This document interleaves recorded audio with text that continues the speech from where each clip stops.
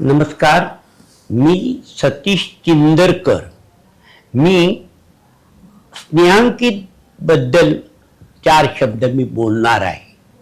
माझ्या अतिशय चांगल्या परिचयाच्या माझी भगिनीच मी त्यांना म्हणतो त्या परिमला भट्ट यांची ओळख माझे कविमित्र श्री सूर्यकांत जाधव यांनी करून दिली. एका कार्यक्रमासाठी मला ती एका कमलानंद विद्यालयात घेऊन गेले होते आणि तिथे ऑर्केस्ट्रा पण होता आणि त्या ऑर्केस्ट्राच्याच वेळेला एक अतिशय सुंदर दिसणारी परंतु व्यक्तिमत्वही उत्तम असणारी एक महिला मला त्यांची ओळख करून दिली. मी खरोखरच त्यांच्याबद्दल आदर व्यक्त करत होतो आणि काही दिवसांतर परत मला सूर्यकांत म्हणाला की तुम्ही ज्यांना ओळखता ना त्या परिमला भट्ट यांनी एक संस्था सुरू केली आहे आणि त्या संस्थेला चांगली जागा हवी आहे आणि समाजकार्य हा त्यांचा पिंड आहे अगदी वडिलांपासून आईपासून. आणि त्यामुळे मला त्यांच्यासाठी जागेची गरज आहे म्हणून तुमच्याकडे मी आलो आहे. मी म्हटलं केवढी जागा पाहिजे. नाही त्यांना ऑफिस उघडायचं आहे त्यासाठी. मग ते म्हणाले त्याने घेऊन या केव्हाही. त्यांच्याबद्दल त्यांच्या कार्याबद्दल मी अतिशय प्रभावित झालेलो आहे आणि त्यामुळे त्यांना केव्हाही घेऊन या आणि त्यांना ही जागा दाखवा. त्यांना कुठची पसंत पडते ती. ते म्हणाले तळाचीच पाहिजे. हरकत नाही. आणि मग तळाची एक जागा त्यांनी निवडली आणि त्यानंतर स्नेहांकितचं कार्य माझ्या शाळेतील त्या जागेत सुरू झालं आणि त्या वेळेला अनेक लोक स्नेहांकितसाठी भेटायला यायचे. त्यांचं ते सगळं आणि मी त्या प्रत्येक वेळेला सांगत होतो ते आले की मला सुद्धा भेटायला सांगा.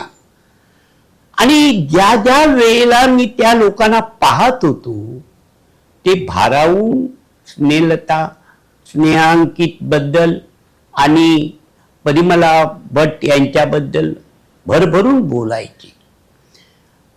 त्यामुळे त्यांच्याबद्दलचा जो आदर होता ताईंच्या बद्दल तो अधिक द्विगुणित झाला. हे ह्यांच्याजवळ सामाजिक कार्याचं किंवा समाजसेवेचं हे व्रत कसं काय आलं.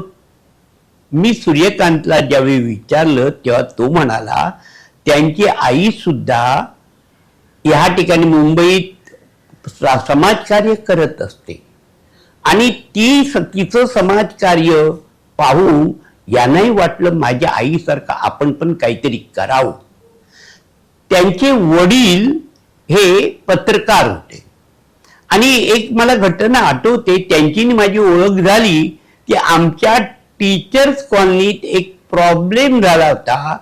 तो प्रॉब्लेम लगेच आम्हाला पेपरमध्ये द्यायचा होता आणि अगदी रात्री 11 वाजता ते येत असताना साहित्य सहवास बाजूलाच असलेल्या पत्रकार नगरमध्ये येत असताना ते वाटेत त्यांना मी भेटलो आणि त्यांनी ती बातमी दुसऱ्या दिवशी छापून आणली.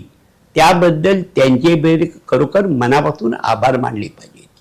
आता परिमला भट्ट आमच्या त्यांना जागा दिल्यानंतर सर्व कार्य खूप चालू होतं आणि 1 वर्षानंतर त्या निवृत्त झाल्या एअर इंडियामधून आणि मग त्या म्हणाल्या मी स्वतः आता माझी जागा आहे निर्माण आहेत मी तिथे माझी ही संस्था घेऊन जाते. मी म्हटलं हरकत नाही. पण तिथे सुद्धा त्यांनी जे काम करायला सुरुवात केली ती केवळ आणि केवळ लहान मुलांना जे दिव्यांग म्हणतो अशा लोकांना दिव्य काम करणाऱ्या लोकांमध्ये जे गुण असतात ते सगळे माझ्या या बहिणीमध्ये आहेत. तिने त्या ठिकाणी अनेक लोकांची कामं केली. विशेषतः अंध विद्यार्थ्यांना ज्या वेळेला परीक्षेला बसायचं असतं, पेपर लिहायचा असतो, त्यावेळेला त्यांना ते जमत नाही आणि मग त्यांना रायटर घ्यावा लागतो. तो रायटर देण्याचं काम ते अनेक मुलांना, आजूबाजूच्या सगळ्या परिसरातल्या लोकांना सांगत होते, तुमचं काही अडचणी असेल तर माझ्याकडे पाठवा, आणि मग त्या माझ्या शाळेत माझ्याकडे पाठवायच्या. आणि अशा त्या मुलांना रायटर मिळवून देणं, त्यांच्याकडून काम करून घेणं आणि त्यांना परीक्षेत सहकार्य करणं, हे काम माझे काही विद्यार्थी कोणत्याही प्रकारचा मोबदला न घेता किंवा अल्प मोबदला घेऊन करत होते.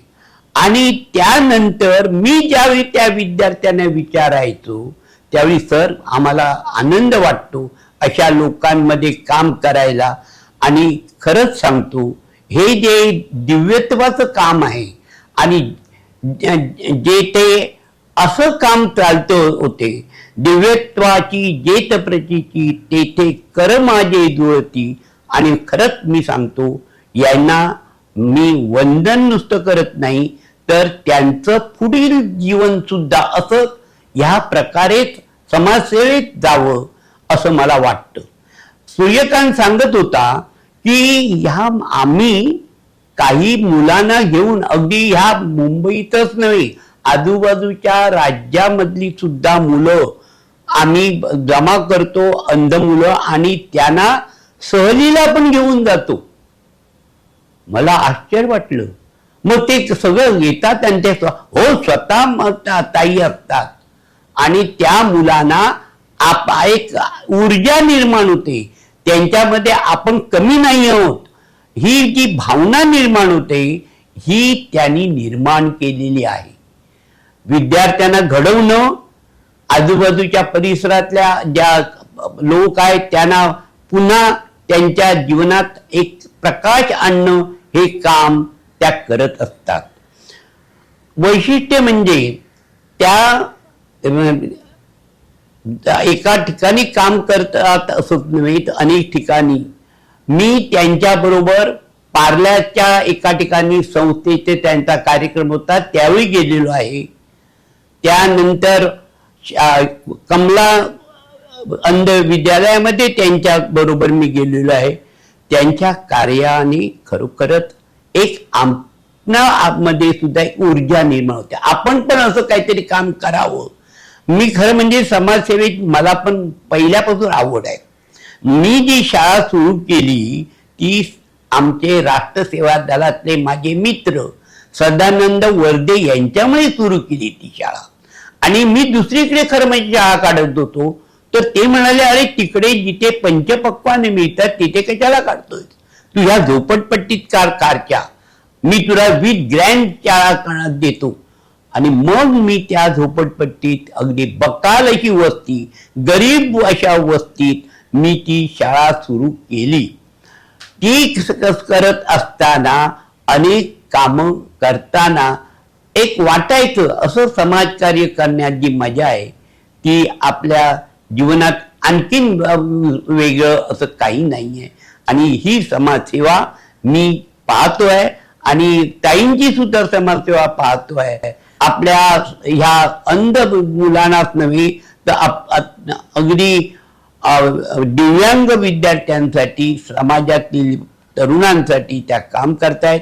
त्यांना असंच पुढे परमेश्वराने काम करायची प्रवृत्ती तर आहे, पण त्याने यश लाभावं आणि पुढे उत्तमोत्तम असं काम त्यांच्या हातून घडेल याची मला स्वतःला खात्री आहे. हे वर्ष रौप्य महोत्सवी वर्ष आहे. ह्या वर्षात त्यांच्या कार्याला आपण हातभार लावूया सगळ्यांनी, प्रत्येकाने. ज्याला ज्याला वाटतं की मला या कार्याला मला हातभार लावायचा आहे, मला ह्या कार्यामध्ये समभाग घ्यायचा आहे, आणि असं जर वाटत असेल तर तुमच्या ओळखीच्या सुद्धा लोकांना सांगून ह्या संस्थेला आर्थिक आणि मदत करा. पण इतर सुद्धा शारीरिक सुद्धा मदत केली तर ती उत्तम असं मी तुम्हाला म्हणेन. ह्या रौप्य महोत्सवाला मी माझ्यातर्फे, माझ्या अनुयोग शिक्षण संस्थेतर्फे मी मनापासून शुभेच्छा देतो आणि त्यांची उत्तरोत्तर प्रगती व्हावी, यश लाभो एवढी परमेश्वराजवळ प्रार्थना करतो. धन्यवाद.